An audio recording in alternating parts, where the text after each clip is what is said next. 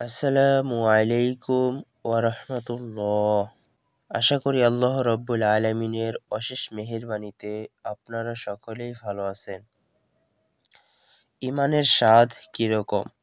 হযরত আব্বাস ইবনে আব্দুল মুত্তাবিল থেকে বর্ণিত, তিনি বলেছেন, নবী করিম সাল্লাল্লাহু আলাইহি ওয়াসাল্লাম ইরশাদ করেছেন, ইমানের স্বাদ সেই ব্যক্তি আস্বাদন করতে পেরেছে যে আল্লাহকে রব, ইসলামকে জীবন ব্যবস্থা এবং মুহাম্মদ সাল্লাল্লাহু আলাইহি ওয়াসাল্লামকে রাসূল হিসেবে সন্তুষ্ট চিত্তে মেনে নিয়েছে। হাদিসে বলা হয়েছে, ইমানের স্বাদ গ্রহণ করতে হলে আল্লাহকে নিজের রব, ইসলামকে নিজের জীবন ব্যবস্থা এবং হযরত মুহাম্মদ সাল্লাল্লাহু আলাইহি ওয়াসাল্লামকে নিজের রাসূল হিসেবে মেনে নেওয়া একান্ত প্রয়োজন এবং শুধু মৌখিক মেনে নিলে চলবে না, সন্তুষ্ট চিত্তে ও অকুণ্ঠিত ভাবে মানতে হবে। বস্তুত ইসলামের প্রাথমিক আদর্শিক ভিত্তি হলো এই তিনটি এবং এরা পরস্পর পরিপূরক, পরস্পরের ওপর একান্তভাবে নির্ভরশীল।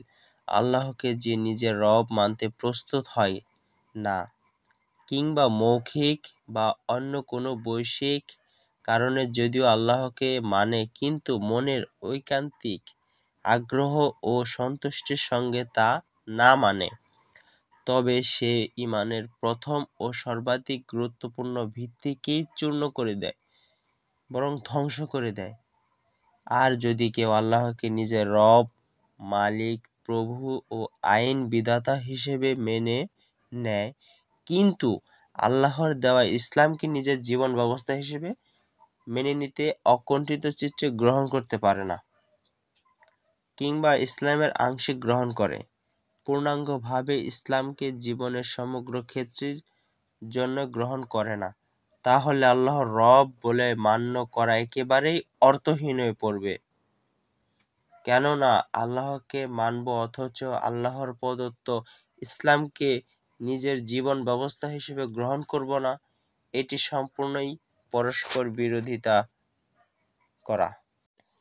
আল্লাহ তাআলাকে রব ও ইসলামকে জীবন ব্যবস্থা হিসেবে মেনে নিলেও হযরত মুহাম্মদ সাল্লাল্লাহু আলাইহি ওয়াসাল্লামকে আল্লাহর প্রেরিত রাসূল হিসেবে না মানলে তার কাছে আল্লাহ ও ইসলাম সম্পর্কে যে ধারণা পাওয়া গেছে তা এবং যে আদর্শ তিনি দুনিয়ার বুকে চূড়ান্তভাবে প্রতিষ্ঠিত করে গেছেন তা যদি কেউ গ্রহণ করতে রাজি না হয়, তবে প্রথম দুটি ভিত্তি প্রতি তার ঈমান একেবারে অর্থহীন এবং তা অসম্ভব।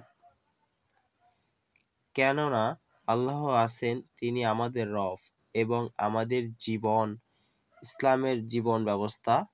এই কথা আমরা রাসূল ছাড়া আর কোথায় পেলাম? কেমন করে আমরা তা জানতে পারলাম? তা পেলাম ও জানলাম নবী করিম সাল্লাল্লাহু আলাইহি ওয়াসাল্লামের কাছে। কিন্তু তাকে যদি রসুল, শুধু রসুলই নয়, সর্বশেষ রসুল হিসেবে মেনে না নেই, তবে আল্লাহর প্রতি ঈমান ও ইসলামের বিশ্বাস স্থাপনের দাবি একেবারেই অমূলক ও অপ্রমাণিত হয়ে পড়ে। আর যে ব্যক্তি এই তিনটি ভিত্তিকেই যথাযথভাবে স্বীকার করে, শুধু স্বীকারই নয়, হৃদয় ও মন মগজে দিয়ে মনের ঐকান্তিক সন্তোষ ও আগ্রহ সহকারে মেনে নেয়, ঈমানের প্রকৃত স্বাদ সেই গ্রহণ করতে পারে এবং প্রকৃতভাবে তার পক্ষে তা আস্বাদন করা সম্ভব। ইসলাম প্রথম ও প্রধান ভিত্তি। ইসলামকে পুনঃপ্রতিষ্ঠিত করতে হলে সর্বপ্রথম ঐকান্তিক নিষ্ঠা সহকারে মানুষের মধ্যে ঈমান সৃষ্টি করার চেষ্টা করতে হবে। ইসলামী আন্দোলনের এটি সর্বপ্রথম কাজ। ইনশাআল্লাহ আল্লাহ তাআলা আমাদের সবাইকে আল্লাহকে রব এবং আল্লাহকে ভয় করার তৌফিক দান করুক এবং ইসলামের যে জীবন ব্যবস্থা সেই সবগুলো আল্লাহর আদেশ নির্দেশ সবগুলো মেনে চলার তৌফিক দান করুক এবং হযরত মুহাম্মদ সাল্লাল্লাহু আলাইহি ওয়াসাল্লামের যে তরিকা, যে সে নিজে কিভাবে চলে গেছেন তার আদর্শ সেইভাবে যেন চলতে পারি, সেই তৌফিক আমাদের দান করুক। আমিন।